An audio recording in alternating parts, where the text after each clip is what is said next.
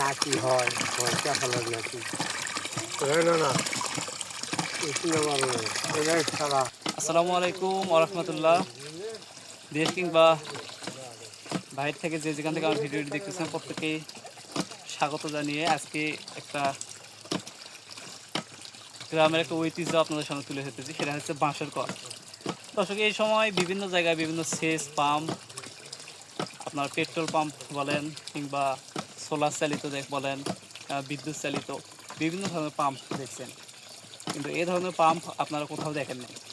এটা আসলে পা দিয়ে এরকম করতে হয় আর এর থেকে পানি বের হয়। এটা একদম কোনো খরচ নেই, এতে পা দিয়ে এরকম করতে হয়। আমি কখনো করি নাই, আমি আঙ্গুরে ঝাঙলি দিব এই কারণে বাঁশের কূপে আসলাম। তো দেখে আমার এক মামা এভাবে পানি দিচ্ছে।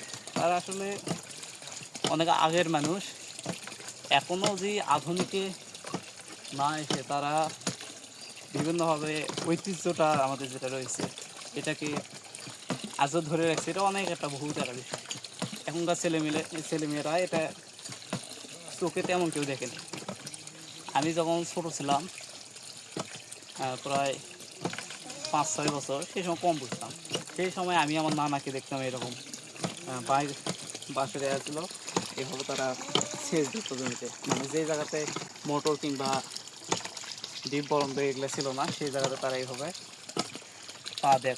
তো আমি যখন এগুলো ছুটতাম, একদিকে পা দিলে পিছলে আরেকদিকে পড়ে যেতাম, তখন পারতাম না। এই যে এখনও আজকে মানুষ বললাম একটু সরেন, তো আমি একটু করে দেখি।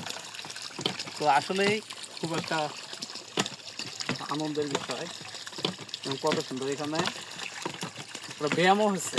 আমরা যেখানে দেখি সেনাবাহিনীর কুচকাওয়াজে যেমন দেখি তারা টিটি ব্যায়াম করতেছে,